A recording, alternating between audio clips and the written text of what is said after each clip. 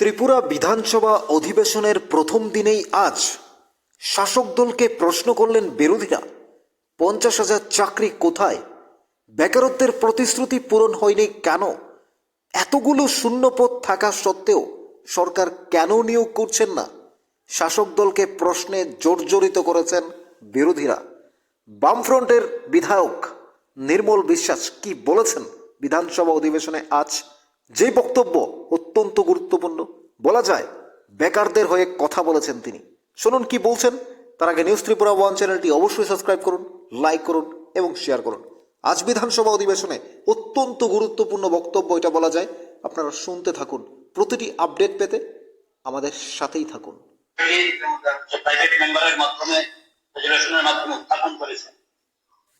ত্রিপুরা সরকারের দপ্তরগুলিতে বিভিন্ন শ্রেণী শূন্য অবস্থায় পড়ে থাকা পদগুলি পূরণ করার জন্য রাজ্য সরকার বিশেষ উদ্যোগ গ্রহণ করুক। আমি এই প্রস্তাবটিকে সর্বতভাবে সমর্থন করছি। আজকের ত্রিপুরার সবচেয়ে বড় সমস্যা হচ্ছে বেকার সমস্যা,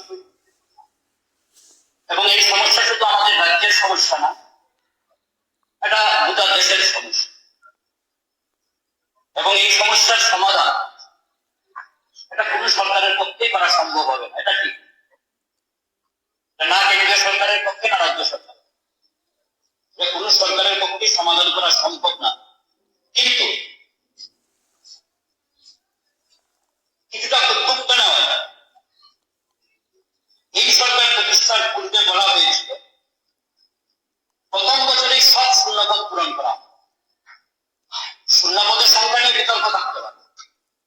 আজকে যারা ট্রেজারি মিনিস্টার হয়েছেন আপনারা সেদিন বলেছিলেন 50,000-এরও বেশি শূন্যপদ। যত হাজারই কথা ছিল প্রথম বছরেই সব শূন্যপদ পূরণ করা হবে এবং প্রথম বছরে 50,000-এর বেশি নিয়োগ করা হবে এবং তার পরবর্তী সময় থেকে বছরে 1 লক্ষ করে সেখানে নিয়োগের ব্যবস্থা করা। কিন্তু আমাদের অভিজ্ঞতা কি বলছে? 2018 সাল থেকে আজকে 2025 সাল, এই দীর্ঘ সময়ের মধ্যে আমরা দেখছি শূন্যপদের সংখ্যা প্রতিনিয়ত বেড়েই যায়। আমার আগে দুজন সম্মানীয় সদস্য আলোচনা করেছে, দপ্তরের ভিত্তিক কিছু তথ্য তারা তুলে ধরবার চেষ্টা করেছে। আমি বলবো যে শুধুমাত্র এডুকেশন ডিপার্টমেন্ট, শুধুমাত্র হেলথ ডিপার্টমেন্ট, নির্দিষ্টভাবে কোন ডিপার্টমেন্ট, সমস্ত ডিপার্টমেন্ট সেখানে শূন্যপদের সংখ্যা বেড়েই চলেছে। এবং এর ফলে দেখা যাচ্ছে প্রায় প্রত্যেকটা ডিপার্টমেন্ট সেখানে কর্মী সংকটে,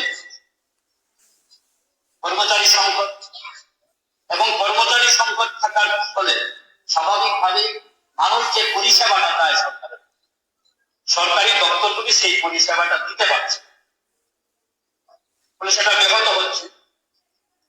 এবং এই প্রশ্নে তো আমি কয়েকটা দপ্তর সম্পর্কে সংক্ষেপে বলবো, সময়ও খুব কম বলছিলাম। শিক্ষা দপ্তর সম্পর্কে আমার আগে দুজন সম্মানীয় সদস্য বলে গেছে। কালকে রাত্রিবেলা দেখছিলাম একটি ছাত্র সংগঠনের পক্ষ থেকে একটা সাংবাদিক সম্মেলন করে কিছু তথ্য তুলে ধরা। এ কথাটা একটু আগে সুদীপবাবু বলে দেন।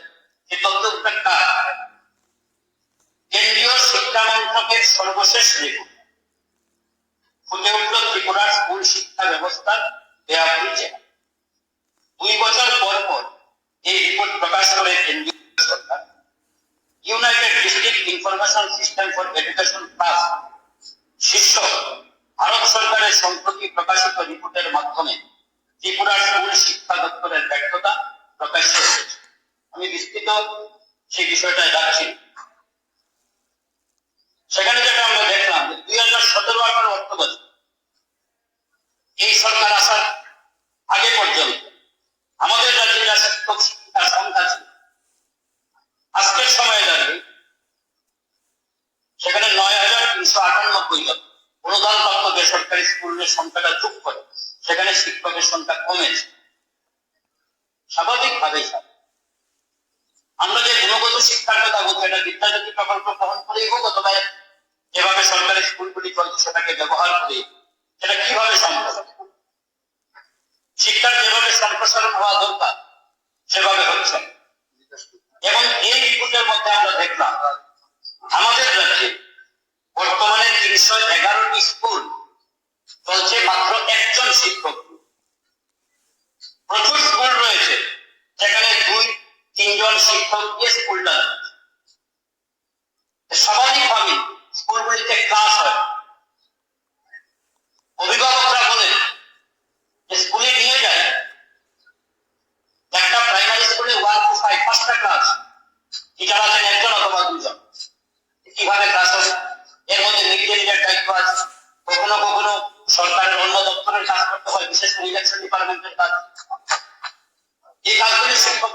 করানো হয় অনেক ক্ষেত্রে, ফলে যেভাবে তারা সার্ভিসটা দেওয়ার কথা 100% সেই সার্ভিসটাও দিতে পারছে। এর ফলে দেখা যাচ্ছে স্কুলগুলিতে ক্লাস, ম্যাক্সিমাম স্কুল ক্লাস একেবারেই হয় না। ফলে স্বাভাবিকভাবেই আমরা যে গুণগত শিক্ষার কথা বলছি সেটা শুধুমাত্র কোথাও নয়।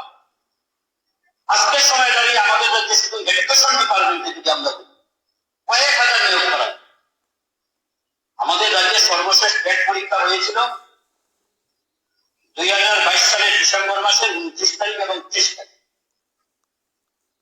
এই গেল 2025 যারা সেই পরীক্ষায় উত্তীর্ণ হয়েছিল তারা এসে নিয়োগ পাচ্ছে। কিন্তু স্কুলগুলিতে শিক্ষক সংকট, এটা আমরা সবাই শিখাচ্ছি। প্রতিদিন আমাদের রাজ্যের বিভিন্ন প্রান্তে আমরা দেখি স্কুলগুলিতে ছাত্ররা আন্দোলনমুখী হচ্ছে, রাস্তায় বসে। বিভিন্ন সংবাদপত্রে শিরোনাম শিক্ষক সংকট। আমাদের রাজ্যের সবচেয়ে বড় একটা অন্যতম সমস্যা হচ্ছে শিক্ষক সংকট। এইভাবে যদি স্যার আমরা দপ্তর ধরে ধরে বলি, প্রত্যেকটা দপ্তর সম্পর্কেই বলতে পারবে। মাননীয় মন্ত্রী মহোদয়রা রয়েছেন, ওনারাও বিভিন্ন সময়ে বিভিন্ন ডিপার্টমেন্টাল মিটিং এ শুধু বলে থাকেন আমাদের কর্মচারী সংকট রয়েছে। ফলে বিভিন্ন দপ্তরের কথা স্যার আমি বাদ দিলাম। আমি যদি সেই কথাটা বলি যে জায়গাটার মধ্যে দাঁড়িয়ে বলছি আমাদের বিধানসভা তো কর্মচারী সংকট, যে জায়গাটার মধ্যে দাঁড়িয়ে আছে বিধানসভা, সেখানে 2017-18 অর্থ বছরে এই বিধানসভায় নিয়মিত কর্মচারী ছিলেন 280 জন। আজকের দিনে দাঁড়িয়ে আমাদের বিধানসভায় সরকারি কর্মচারীর সংখ্যা সেই 280 জন থেকে 108 জন কমে গিয়েছে। রিটায়ারমেন্টে দিয়েছে, কয়েকজন প্রয়াত হয়েছে। সবকিছু মিলিয়ে 108 জন নিয়মিত কর্মচারীর সংখ্যা কমেছে। এই অবস্থায় দাঁড়িয়ে আমরা দেখেছিলাম 2022 সালে ডিসেম্বর মাসের 2 তারিখ আমাদের বিধানসভা থেকে সেখানে কর্মচারী নিয়োগের জন্য একটা বিজ্ঞপ্তি জারি করা হয়েছে। 36টি পদে, group A, group B, group C, group D সব পদেই রয়েছে। সেখানে 36টি পদে মোট নিয়োগ করা হবে। বিজ্ঞপ্তি প্রকাশ করা হলো 2022 সালে। গোটা রাজ্যের হাজার হাজার কর্মপ্রার্থী যুবক তারা সেখানে আবেদন করলেন এবং আমরা দেখলাম এই আবেদন করতে গিয়ে অ্যাপ্লিকেশন ফি বাবদ সম্ভবত 200 টাকা করে নেওয়া হচ্ছে।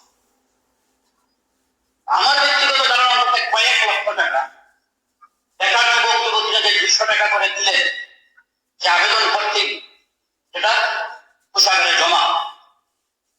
পরবর্তী সময় দেখা গেল মাননীয় সদস্য 20 মিনিট হয়ে 10 মিনিট তো দেখা 8 মিনিট 10 মিনিট সামনে তাড়াতাড়ি বলুন, সেটা বলছি প্লিজ। ফলে স্যার আমি যে কথাটা বলছিলাম যে এই অ্যাপ্লিকেশন বাবদ কয়েক লক্ষ টাকা নেওয়া হলো, পরবর্তী সময় গোটা প্রক্রিয়াটা সেখানে বাতিল করে দেওয়া। হ্যাঁ, বলা হয়েছে যে টাকা নিয়ে যাওয়া হবে। স্যার এই 200 টাকা নেওয়ার জন্য ওই ধর্মনগর থেকে, সাতরুম থেকে, কোয়াই থেকে, বিভিন্ন থেকে কারা আসবে? ফলে স্বাভাবিকভাবেই আমরা দেখলাম যেখানে কর্মচারী সংকট, পরবর্তী সময়ে কিছু আউটসোর্সিং এর মাধ্যমে নিয়োগ করা হয়েছে। বিভিন্ন ডিপার্টমেন্টে আউটসোর্সিং, সেখানে আউটসোর্সিং এর মাধ্যমে কিছু নিয়োগ হচ্ছে। তারাও আবার অনেক ক্ষেত্রে শোনা যায় নিয়মিত ভাবে বেতন পাচ্ছেন না। তার সবকিছু মিলিয়ে বলি যে আমাদের রাজ্যে বেকাররা আজকে দারুণ ভাবে হতাশ। এবং এর মধ্যে আবার আমরা দেখলাম বহির রাজ্যে যুবকরাও আমাদের রাজ্যে সেখানে কোনো কোনো ডিপার্টমেন্টে সেখানে চাকরির সুযোগ হাতিয়ে নিয়েছে। ফলে এই জায়গার মধ্যে দাঁড়িয়ে আমি মনে করি আজকে যে প্রস্তাবটা এখানে উত্থাপিত হয়েছে, এটা ট্রেজারি বেঞ্চের কিংবা বিরোধী বেঞ্চের বিষয় না। ওটা হাউস আমরা এই প্রস্তাবের পক্ষে সহমত পোষণ করবো এবং আমাদের রাজ্যে তার পাশাপাশি আমি সবশেষে যেটা বলবো, একটা বিরাট সংখ্যা হচ্ছে অনিয়মিত কর্ম, সেটা সর্বশিক্ষা, সেটা রামসা কিংবা হেলথ ডিপার্টমেন্ট, আরো বিভিন্ন ডিপার্টমেন্ট রয়েছে। তাদের সেখানে নিয়মিতকরণ করার প্রশ্নেও সেখানে সরকার ভূমিকা গ্রহণ করবে। এবং সর্বশিক্ষার প্রশ্নে বলতে পারি যে আমাদের দেশের অনেকগুলি রাজ্য ইতিমধ্যে তাদেরকে নিয়মিত করেছে। আমাদের পাশের রাজ্য আসাম, সেখানেও তাদেরকে নিয়মিত করা হয়েছে।